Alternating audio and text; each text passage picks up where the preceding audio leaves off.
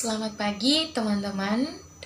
Perkenalkan, nama saya Alda dari Fakultas Kesehatan, Program Studi Keperawatan. Ya, teman-teman, di sini saya akan membahas terkait Pasar Papringan menjaga tradisi Temanggungan melalui sajian kuliner lokal yang eksotis. Apa yang akan kita bahas? Ada dua di sini. Yang pertama, makanan, budaya, dan identitas masyarakat. Yang kedua, Pasar Papringan. Kembalinya sistem sosial budaya Jawa melalui tradisi kuliner Temanggungan. Poin pertama, makanan tradisional merupakan makanan yang turun-temurun pada daerah masing-masing, sehingga di Indonesia memiliki berbagai keberagaman pada sisi material dan imaterial.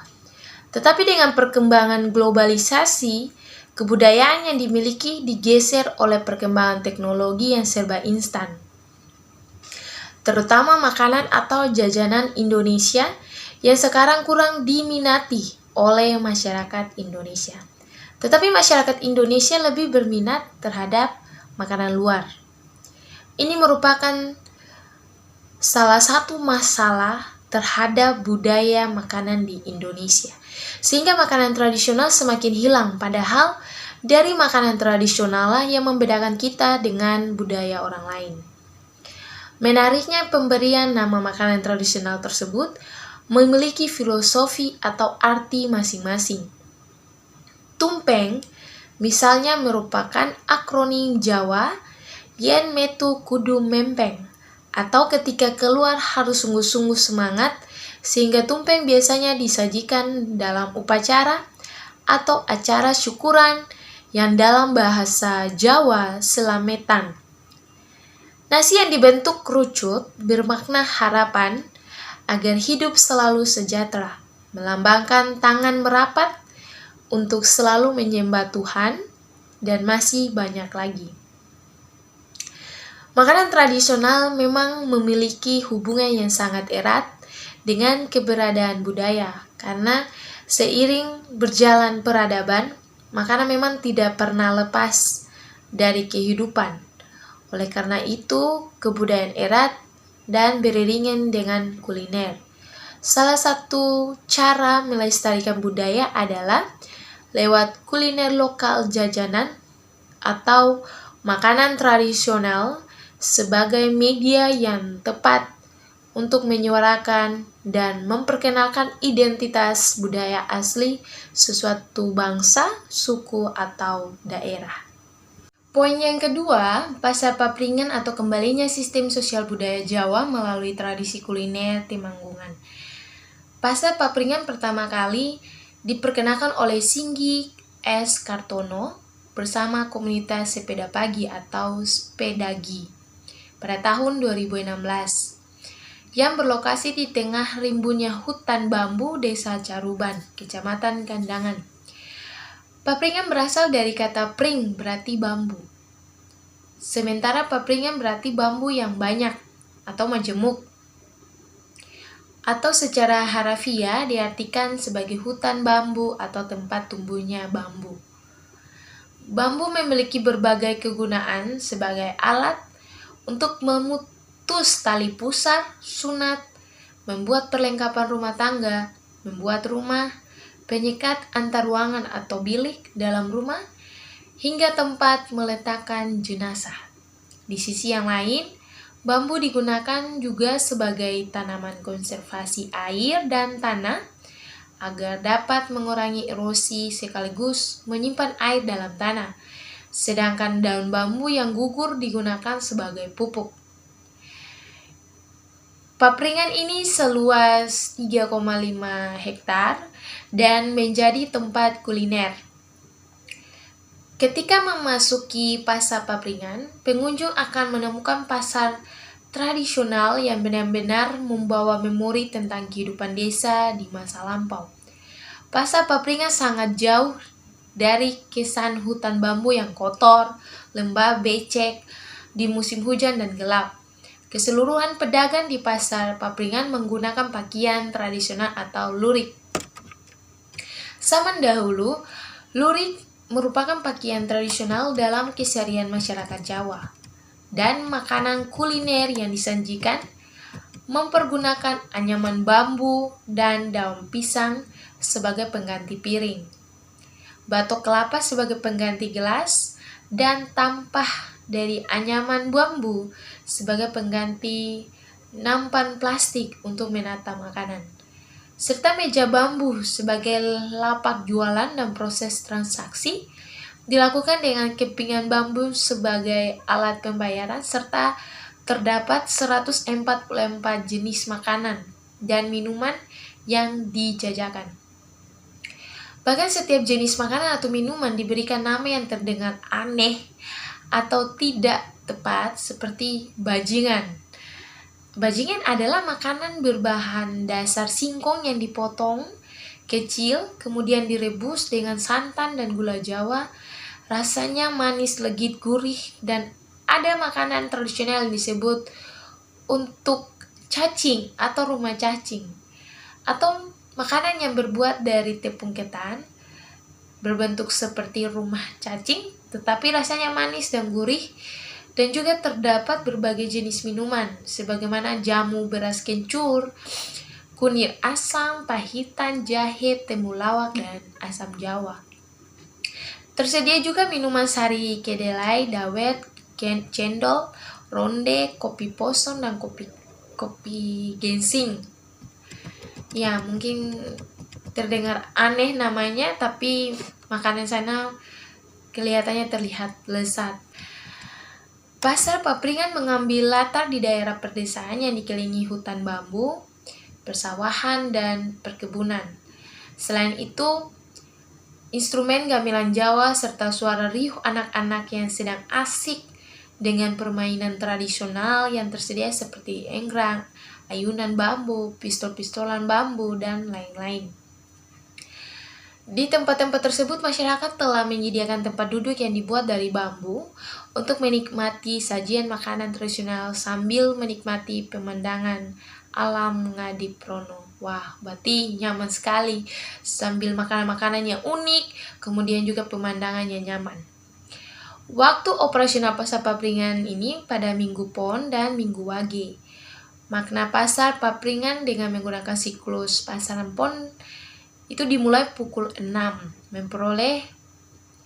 menunjukkan adanya harapan agar semua yang berjualan dan berkunjung selalu memperoleh keselamatan.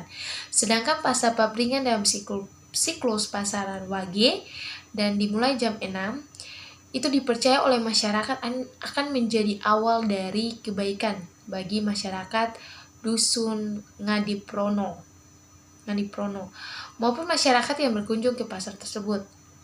Makanan sebagai budaya identitas suatu masyarakat.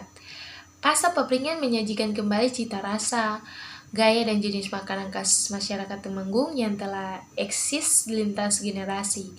Cara pengolahan, cita rasa, penyajian, dan kebiasaan-kebiasaan masyarakat yang berbeda, inilah yang kemudian menjadi identitas tersendiri bagi makanan tradisional suatu daerah, termasuk di Temanggung. Teman-teman bisa lihat pada gambar tersebut bahwa para pengunjung sangat menikmati suasana di Pasar Papringan. Kita bisa lihat bahwa Pasar Papringan begitu luas, 3,5 hektar. Kemudian di sini juga ada 144 jenis makanan dan minuman. Kelihatannya seperti enak, dan banyak sekali pengunjung yang datang untuk menikmati jenis-jenis makanan tersebut. Ini merupakan salah satu yang bisa dijadikan refreshing.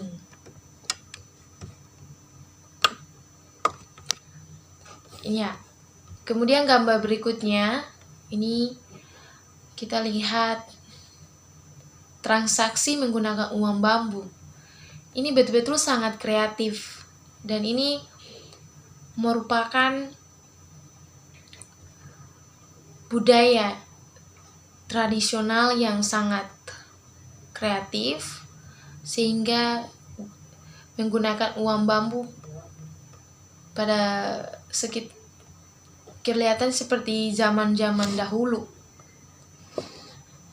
Padahal dunia kita semakin canggih, uang kertas. Tetapi pasar papringan ini menggunakan transaksi dengan uang bambu. Berarti ini betul-betul mereka menumbuhkan nilai tradisional yang sangat mendalam. Kemudian gambar berikutnya teman-teman bisa lihat ada pembuatan tempat duduk dengan bahan bambu. Lihat, pengunjung begitu santai dan menikmati alam, pemandangan di pasar papringan atau pemandangan Ngadiprono. Kemudian meja, kursi, semuanya dibuat dari bambu. Begitu kreatifnya masyarakat tersebut, sehingga mereka menunjukkan hasil menjaga tradisional mereka supaya tidak hilang. Inilah yang membedakan mereka dengan kebudayaan yang lain. Pembahasan mana yang menarik? Ada beberapa poin. Yang pertama, Indonesia memiliki beragam budaya seperti makanan tradisional, tetapi dengan perkembangan modernisasi sehingga kebudayaan tradisional tergeserkan. Yang kedua, kebudayaan tradisional merupakan identitas yang membedakan daerah satu dengan daerah yang lain. Yang ketiga, keanekaragaman kebudayaan adalah menggunakan sudut pandang kultural relatif atau relativisme budaya. Yang keempat, keberadaan pasar papringan sebagai sentral pengembalian tradisi budaya Temanggungan melalui makanan tradisional yang membantu menghadirkan pada masa kekinian tanpa menghilangkan nilai-nilai tradisional yang terkandung di dalamnya. Ketiga, pemikiran kritis apa yang kita ambil? Ada 3 di sini yang saya berpikir kritis. Pertama, perkembangan globalisasi sangat mempengaruhi keberagaman budaya kita. Padahal budaya kita lah yang menjadi identitas dengan budaya luar. Terlebih khususnya makanan tradisional yang sekarang kurang diminati masyarakat Indonesia. Sehingga sebagai warga Indonesia harus memiliki kesadaran untuk menumbuhkan budaya masing-masing, baik secara material dan imaterial sehingga tidak hilang. Yang kedua, kita harus memiliki cara menyikapi keberagaman budaya dengan sudut pandang relativisme budaya, atau baik buruknya budaya tersebut itu merupakan bersifat relatif. Yang ketiga, membangun kembali keselarasan manusia dengan sesamanya melalui interaksi yang jujur, rukun, saling menghormati, sekaligus keselarasan dengan alam. Ya, jadi kita harus mengembangkan tradisional atau nilai-nilai tradisional tersebut dan menjaga alam kita. Mungkin itu saja yang saya sampaikan. Semoga bermanfaat. Sekian dan terima kasih.